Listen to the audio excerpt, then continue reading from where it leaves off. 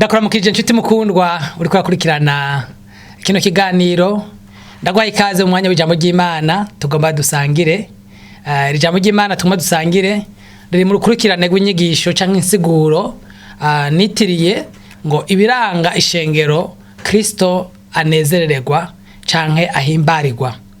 Aya majambo tugiye gusoma nayo tuzobana yadusoma ari mu gitabo c'ivyahishuwe Yohana. Uwo munsi tukaba dusoma mu gice cya kabiri kuva ku murongo wa mbere naho tugomba dusome gushika ku murongo w'indwi. Kadusome amajambo y'Imana aho tuza kuvugana icya mbere kiranga ishengero Kristo anezerererwa muri uyu munsi muri kino gisomwa. Ikete ryandikiwe ishengero ryo muri Efeso. Andikira mu marayika w'ishengero ryo muri Efeso utufashe inyenyeri ndwi mu kuboko kw'iburyo akagendera hagati y'ibitereka kw'amatara ndwi vy'izahabu aravuga ibi: ndazi ibikorwa vyawe n'uburuhe bwawe no kwihangana kandi yuko udashobora kurengagiza ababi ariko wagenzuye abiyita intumwa kandi atarizo usanga n'abanyabinyoma kandi ugira kwihangana wirengagije ivyo ugirirwa kubw'izina ryanje ntiwacika intege. Ariko mfise ico ndakugayako nuko waretse urukundo rwawe rwa mbere. Nuko niwibuke aho wavuye ukagwa wihane ukora ibikorwa nk'ivya mbere, nutagira utyo nzokuza ko nkure igiterekwako itara cawe ahantu hacu kiretse wihanye. Ariko ico ufise nuko wanka ibikorwa vy'abanikorayiti ivyo nanje nanka. Uri no gutwi niyumve ico mwemu abwira amashengero. Unesha nzomuha kurya kuvyamye ku giti c'ubugingo kiri muri paradiso y'Imana. Amen.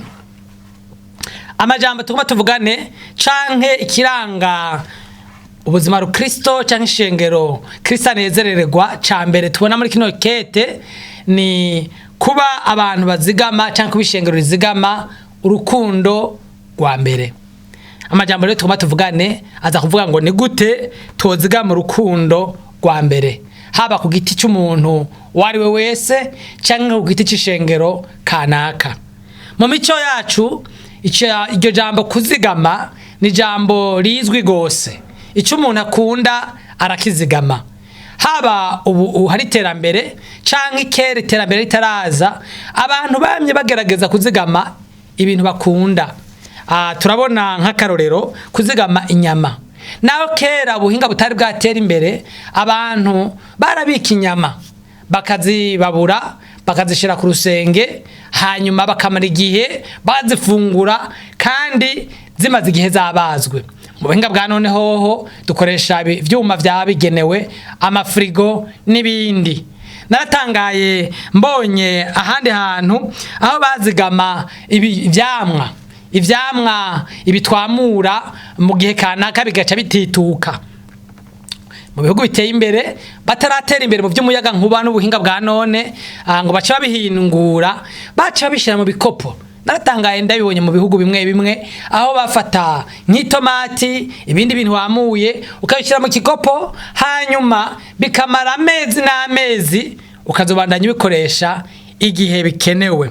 Nkuko tubibonye mu buryo bwo mu mubiri bw'ibifungurwa, ingene abantu bazigama ibintu bifite agaciro canke akamaro mu bugingo bwabo, niko Kristo agomba ko umuntu wese yizera ko ishengero ryose rizigama urukundo rwiwe canke rwaryo rwa mbere.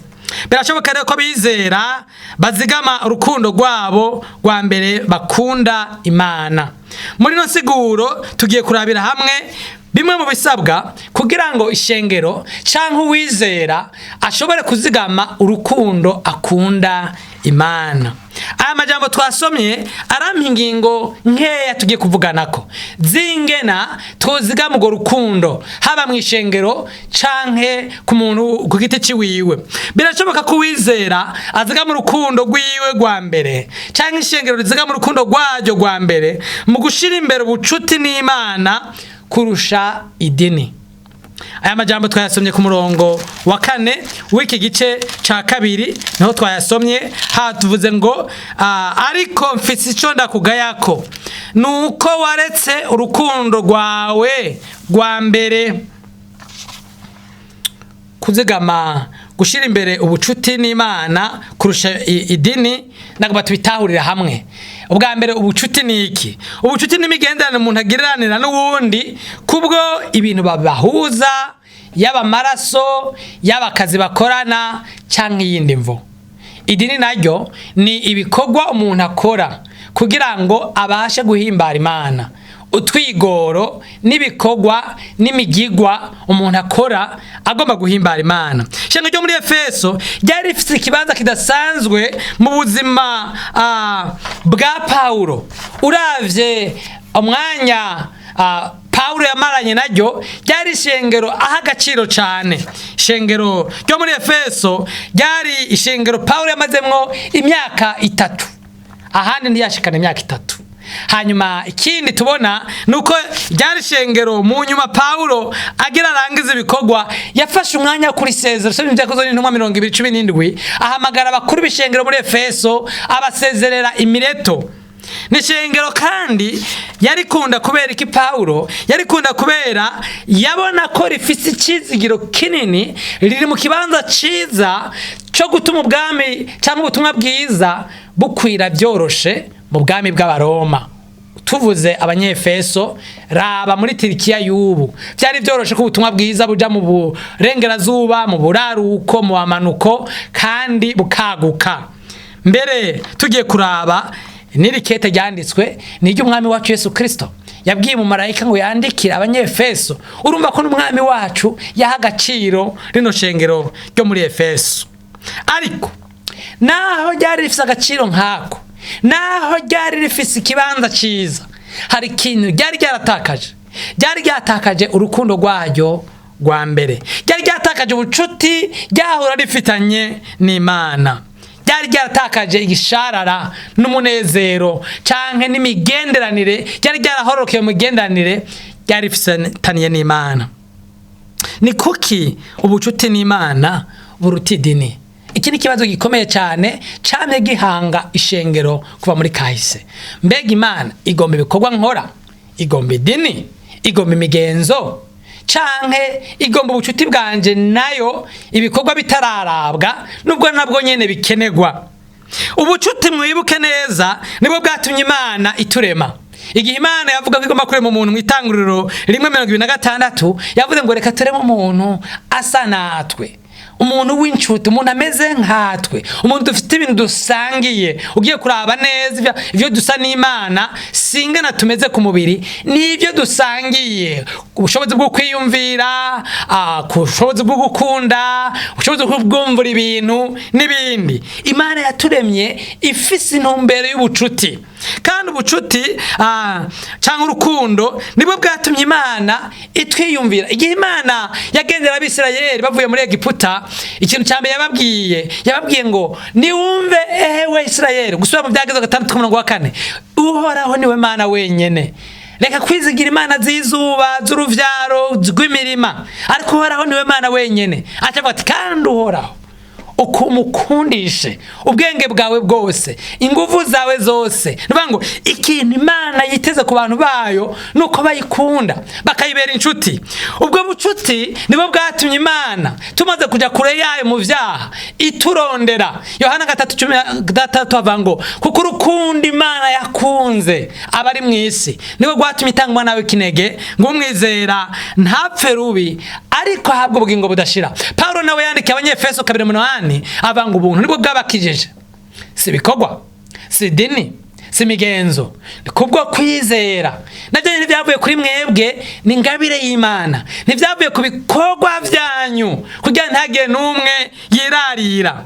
Rero ibikorwa dukorera Imana bikwiye kuba karyo kagaragaza urukundo tuyikunda, ariko ntibikwiye gusubirira urukundo dukunda Imana, ntibikwiye gusubirira ubucuti dufitaniye n'Imana. Yakobo muri gice cya 2 avuga ngo namba ukunda Imana ufise ukwizera bigaragarisha ibikorwa.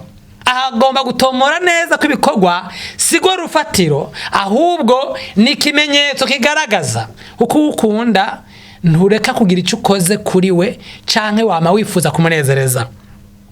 Uhereye mu Bisirayeli iki cyanya ari kibazo cyane ari kibazo kuko kuva baba muri Egiputa bari bavuyeyo mu kwizera, bari bavuye ku bw'ubuntu bw'Imana, bahawe amategeko yo kubahiriza. Bamaze kuvayo, ntibavuye muri Egiputa kubera bubahirije amategeko, bahawe amategeko bamaze kuvayo. Ariko mu nyuma baba batangura kwanga kurongorwa n'Imana, babanza badondera gushiraho ibikorwa, bashira imbere ivyagezwe, bashira imbere amategeko, ahava subirira urukundo bakundana canke Imana yabakunda. Bibagira rya jambo rivuga ngo uhoraho Imana yawe umukundishe umutima wawe wose, ubwenge bwawe bwose. Na Yesu bamaze kumubaza muri Mariko 12 bati mbega ibwirizwa ruta yandi, yasubiyemo iryo nyene ati mukundishe Uhoraho imitima yanyu yose, ubwenge bwawe bwose n'ibindi. Nagomba ubitahure neza, aya majambo arakomeye gose. Mbega nimba ndazi ko twese dufise imiryango, kandi ndazi ko twese dufise ahantu twarerewe, mbega mu rugo iwawe canke aho wakuriye, hagati y'abakozi bahaba n'abana bahaba, ninde akora ibikorwa vyinshi? Ninde akora akazi kenshi? Uza gusanga ari umukozi. Mugabo ninde afise umwidegemvyo n'uburenganzira bwinshi mu rugo? Uza gusanga ari umwana. None uwo mwana adakora akazi kenshi, ni kuki arusha uburenganzira n'umwidegemvyo abakozi baba mu nzu? Nuko ari inshuti y'abanyene urugo, nuko ari umwana wo muhira. Imana rero yatwemereye kubwo ubuntu bwayo, kubw'urukundo rwayo, ishaka ko tuyibera inshuti. Ivyo dukora bikwiye gusunikwa n'urukundo tuyikunda, ntibikwiye gusubirira urukundo tuyikunda.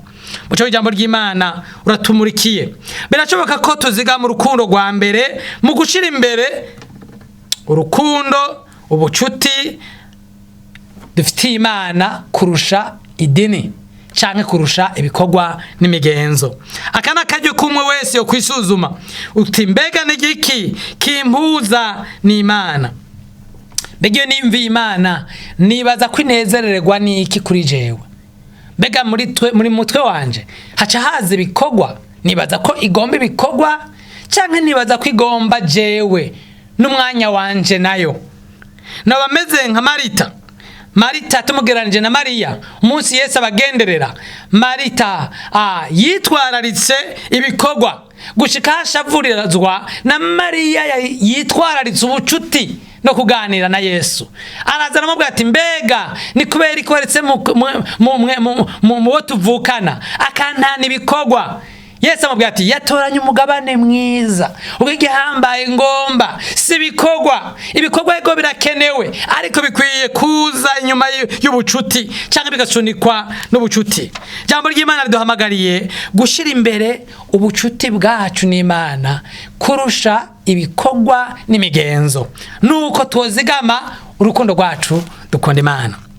Ingingo ya kabiri mbona ngaha muri aya majambo, birashoboka ko uwizera aziga mu rukundo wiwe rwa mbere mu gushishikara ibikorwa bigaragaza urukundo yahora akunda Imana kera. Nibyo twita ibikorwa vya mbere. Ku murongo wa 5 amajambo ijambo ry'Imana yatubwiye ngo iki? Ijambo ry'Imana yatubwiye ngo nuko ni wibuke aho wavuye ukagwa, wihane ukora ibikorwa nk'ivya mbere, nutagira utyo nzokuza ko nkura igiterekwa ko itara cawe ahantu haco, kiretse wihanye. Ibikorwa vya mbere n'utwigoro hamwe n'imyanya uwugikizwa afata kugira ngo agiriranire imigenderanire n'Imana, agiriranire ubucuti n'Imana. Tute mukundwa ukankurikirana, uribuka ijya migenderanire ya nyota yo gusenga, ya nyota y'udukorwa aho rukora ugomba kuba imbere y'Imana. Rero Yesu amaze gukebura ishengero ryo muri Efeso, agibutsa ko ryaguye, hari ibikorwa vya mbere ryahora rikora. Ivyo bikorwa biratandukanye n'ibikorwa yavuze ku murongo wa 2. Ku murongo wa 2 yavuze ngo ndazi ibikorwa vyawe n'uburuhe bwawe n'ukwihangana, kandi yuko udashobora kwirengagiza ababi. Ibikorwa ibikorwa tuko turavuga ngaha si ibi ni vya bindi bari basubirije ubucuti, ariko ibikorwa ngaha ariko aravuga byari vyerekeye kuvomera canke gukomeza imigenderanire yabo n'Imana. Kristo ahamagarira abo muri Efeso kwibuka ivyo bikorwa bahora bakora bigatuma ubucuti bwabo n'Imana bukomera ngo babisubiremwo. Nibihe bikorwa mu buzima bwacu, mu buzima bw'ishengero, mu buzima bw'umuntu ku giti ciwiwe bigaragaza urukundo n'ubucuti afitaniye n'Imana. Birashoboka ko biba bitandukanye bivanye n'aho abantu bakuriye n'aho abantu bigishijwe, ariko kenshi na kenshi hari ibikorwa bisa bivanye n'amashengero atandukanye n'ibisagara bitandukanye, byo bikorwa biguma bisa. Icambere ni ugusenga. Umuntu akunda Imana, agikizwa, yamenye Imana, ikintu cya mbere kimuranga no gusenga. Naho bataramenya gusenga amajambo meza cyoroye, araryoherwa, aranezererwa, arabumbwa n'umwanya maze imbere y'Imana ariko arasenga. Amajambo y'umuntu agikizwa ariko asenga Imana araryoshe. N'amajambo arimwo umutima wose, atari y'idini, atari y'imigenzo, arimo umutima wugurutse. Naho arimwo amajambo womenga ntapanze neza. Nagomba wibuke, niba wararonse abana, amajambo aryoshe wumvanya abana namwe bavuga bagihoha. Amwe bavuga bagihoha, naho batarashe neza uranezererwa kubona wa mwana yaramaze igihe atashaka kuvugana nawe ashobora kuvugana nawe.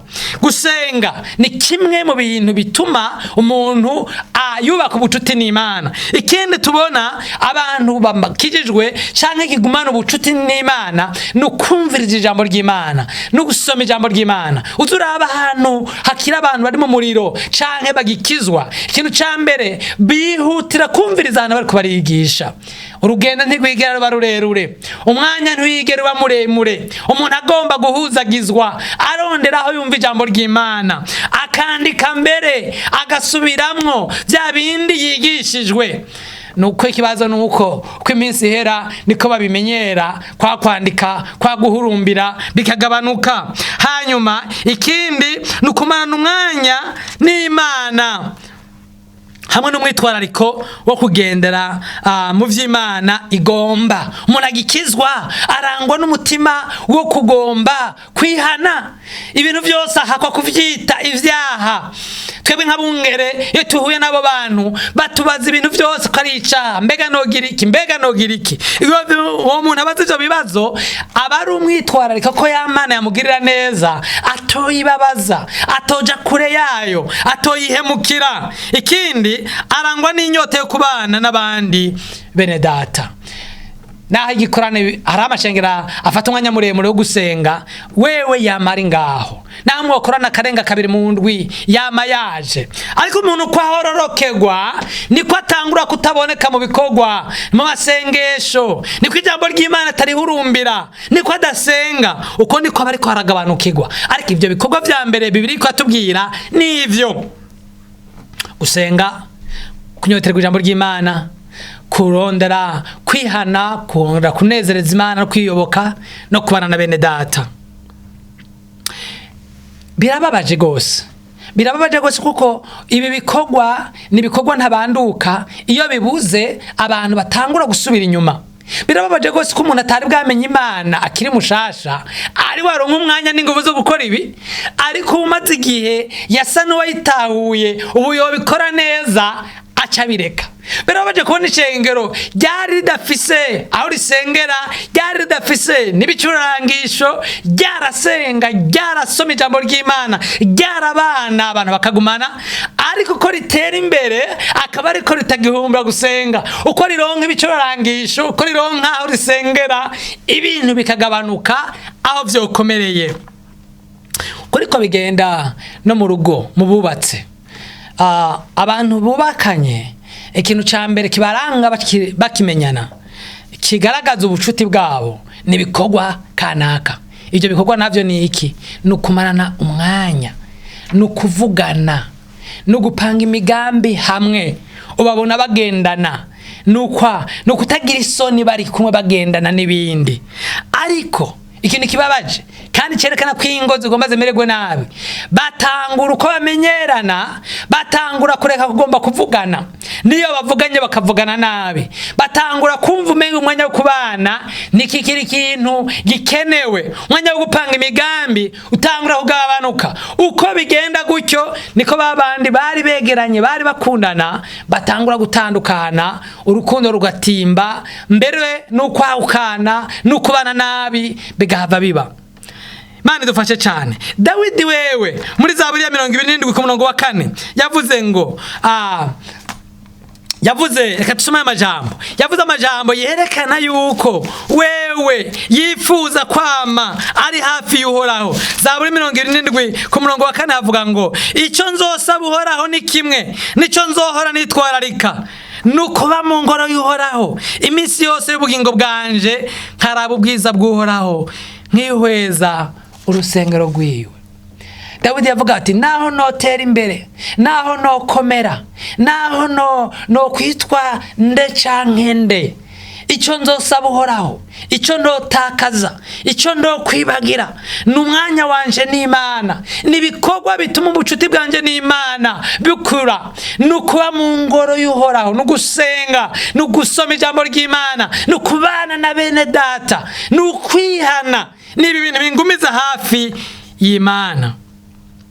Nguyu wundi muco ijambo ry'Imana riduhaye.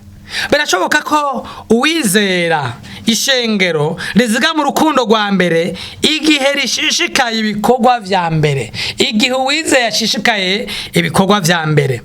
Twese duhamagariwe gusuzuma aho twavuye tukagwa.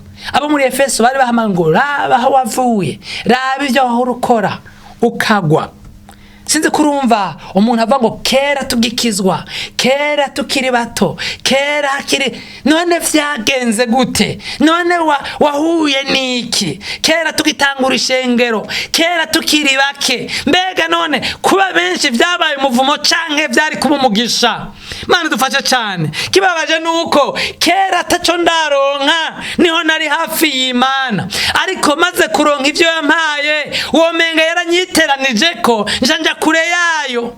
Mana irababara rimwe na rimwe kubona iko ingirira neza ariko nja kure yayo, aho ko ingirira neza nari ngwiye guca negera, nari ngwiye guca nagukigwa. Mana dufashe cyane.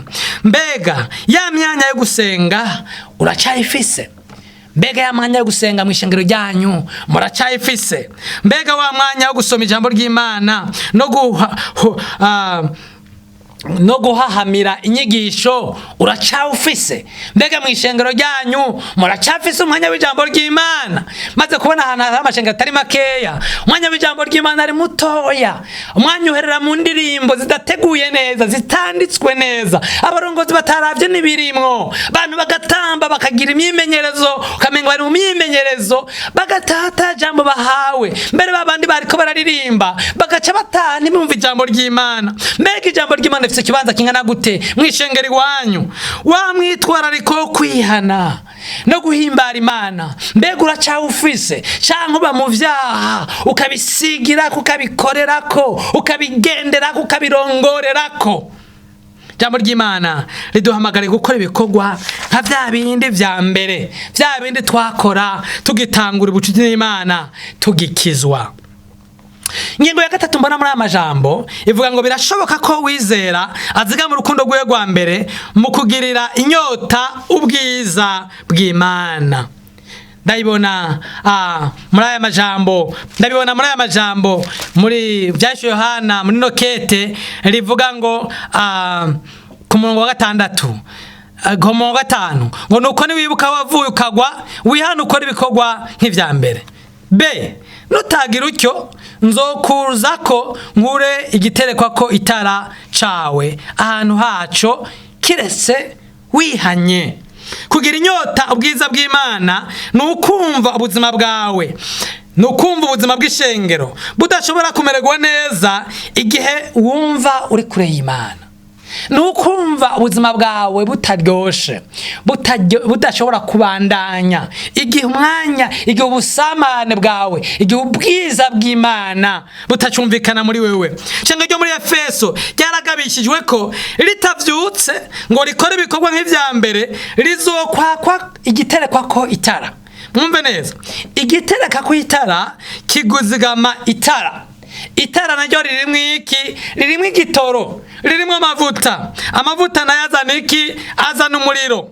Nuvuga ngo niyo igitereka ku itara cakurwaho, umuriro uzohava uzima. Umuriro nawo ni wazima, ishengero ntirizosubira kugira ubuzima. Umuriro w'Imana ni wazima muri wewe, uzoca nawe ubaho ubuzima bw'umunyedini yasubiye inyuma, yavuye mu ihiganwa, yatitutse. Imana idufashe cyane. Nibiki biranga abantu canke ahantu ubwiza bw'Imana butakiri? Nibiki biranga ishengero atabwiza bw'Imana bukiri muri ryo? Icyambere n'ubuzima bw'imwemu, n'ubuzima bw'imwemu, ubuzima rukristo buhinduka mananiza. Abantu batangura kugorwa n'ivyo bahora bashobora. Kujya gusenga birakugora, ikintu cyose basabye kikakugora, ikintu cyose wahora ushobora kera kirakugora. Iyo ubonye abantu basigaye bagorwa no kuza gusenga, basigaye bagorwa n'ikintu cyose, kuririmba birabagora, icyo basabye cyose kiragoye, nuvuga yuko itara ryarazimye canke rigira rizime. Ikindi, abantu batangura kugendera mu ntege nke, mu vyaha, vya bindi bahora bihana, vya bindi bahora bahunga, bakabigwamwo. Umwete hamwe n'ishaka byo kugendana n'Imana biragabanuka. Abantu ugasanga barahororokewe. Nta kintu wabasaba gisaba kigoro, nta kintu wabasaba gisaba kwitanga, barahororokewe. Hanyuma umuntu ahinduka umunyedini. Ishengero naryo rigaca rihinduka ishirahamwe, nama nkuvuga ngo ridafise ubuzima. Tuzobigaruka ko nitwashaka kwishengero ry'Isarudi ridafise ubuzima canke ishirahamwe ryahomvye. Mu makuru yose y'ikanguro hama havugwamwo iki? Ye tuvuze ikanguro, hama havugwamwo kugaruka gukora vya bikorwa vya mbere. Hama havugwamwo abantu bagira inyota y'ubwiza bw'Imana, ikabasunikira gusenga, ikabasunikira gusoma ijambo ry'Imana, ikabasunikira kwihana no kuvavanura n'ivyaha. Hanyuma ikabazanamwo ishaka ryo gukora ibikorwa kera vyahora bibagora, imigambi y'ivy'Imana igomba irangure. Cyo gituma ikanguro ryamara ijana n'ibikorwa bishasha vyivuga butumwa byo kwagura ubwami bw'Imana. Ubwiza bw'Imana butakiri mu ishengero, ubwiza bw'Imana butakiri mu muntu w'Imana, mbega abamaze iki? Mose umw'Abisirayeli, Imana yababwiye ati Imana yabwiye Mose ati ndabaretse mugende muri ico gihugu, ariko sinjana namwe. Mose aravuga ati nitukwemerera fumutwikira ngaha, nitwobaho tutari kumwe nawe. Ubwiza bw'Imana butari kumwe natwe, mbega twoshobora iki? Mbega tuyatumera nkande, tuyatumera nk'umupolisi. Murabona ingana abapolisi tububaha kubera bambaye zirya mpuzu, bafise n'ijya nkoho. Mbega ujya mu polisi yaguhagaritse umunsi mwohurira hajya nyene ata nkoho afise, ata n'umwambaro w'igipolisi afise, mbega yo guhagarika ukemera? Oya, bwiza bwiwe yabwambuwe n'umwambaro w'igihugu n'igikoresho cy'igihugu. Bwiza bw'Imana yo bwavuye mu muntu w'Imana aba ari wa wundi nyene, ariko ababuze igikomeye catuma agira agaciro, catuma agira akamaro abandi. Bwiza bw'Imana yo buvuze mu ishengero, inyubako barayisigarana n'ivyo, amafaranga mu mabanki barayafise n'ivyo, muga ibitangaza ntabikivugwa, inyota nta ibikihari, urukundo nta ruba rukihari, ishengero riba ryatitutse. Abameze nka Samusoni, ubwiza bw'Imana amaze kumuvamwo, babandi yahora yivyukiranya agatsinda, baciye bamufata abagoyigoyi. Namamura n'abantu bagenzanje, iri jambo nama ndarivuga nanje ntinya. Umunsi ubwiza bw'Imana bwomva ko icumyita naco noba ncitwa, naco noba nkimariye mu ishengero, noba maramaye. Namamura n'abantu bigeze kumpezagira nkiri muto, bigeze kuba abantu beza, ariko uyu munsi batinya no guca mu bantu uko ubwiza bw'Imana bwabavuyeko. Ngire irindi banga ryotuma tuzigama urukundo rwa mbere no kugira inyota y'ubwiza bw'Imana. Ijambo ry'Imana duhamagariye kwisuzuma ngo turabe ko tugifitiye inyota ubwiza bw'Imana. Mwe wese muri twebwe akwiye gusuzuma ko atabimenyetso bigaragaza ko ubwiza bw'Imana bwagabanutse muri we. Mbega uricanezererwa ubuzima rukristo canke ubuzima rukristo na mananiza? Mbega ishengero ryanyu ricanezererwa ishengero canke musigaye mubikora kuko atakundi mwobigenza? Mbega ubwo nta nagenke canke ivyaha wahora unesha kera, uyu munsi byakubarayeko inyifata imigenzo? Mbega wowe ufise ishaka ryo kunezereza Imana n'iryo gukorera Imana? Mu kurangiza reka mvuge nti Imana ishimwe kubwo rino jambo na rino kete ryandikiwe abo muri Efeso. Iri kete ritwibukije ikintu ca mbere kiranga ishengero Kristo anezererwa, kiranga ubuzima rukristo, ubuzima bw'imwemu Kristo anezererwa. Ntitwoshobora guhimbara Imana igihe dutakaje urukundo rwa mbere. Umwe wese muri twebwe ahamagara gusuzuma aho ahagaze. Mbega ubucuti bwawe n'Imana buza imbere y'ibikorwa canke buracafise agaciro? Mbega urashishikara vya bikorwa wahora ukora vyerekana igisharara ufitiye Imana canke warahororokewe? Ubwo ntiwoba waramaze gutakaza ubwiza bw'Imana. Mbega ishengero ryanyu ubwo ntiryo ryaramaze gutakaza ubwiza bw'Imana? Namba ariko biri, ihane ugaruke wibuke ibikorwa vya mbere, wongere uhurumbire ubwiza bw'Imana. Imana iguhezagire.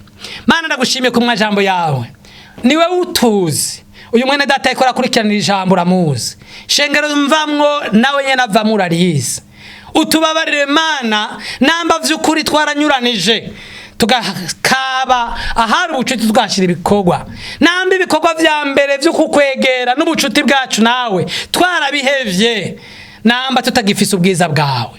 Mana uzane, umaze guharira uwariwe wese yihanye, uzane kandi ubwiza bwawe muri mwene data, uvyure inyota yo gusenga, yo gusoma ijambo ryawe, yo kwihana, yo kubana na bene data, niyo kuvuga ngo Mana utampezagiye, Mana utampaye ubwiza bwawe sinobaho. Mana ukangura amashengero y'Ibujumbura no mu Burundi, ushigwe hejuru muri vyose, mu izina rya Yesu, amen.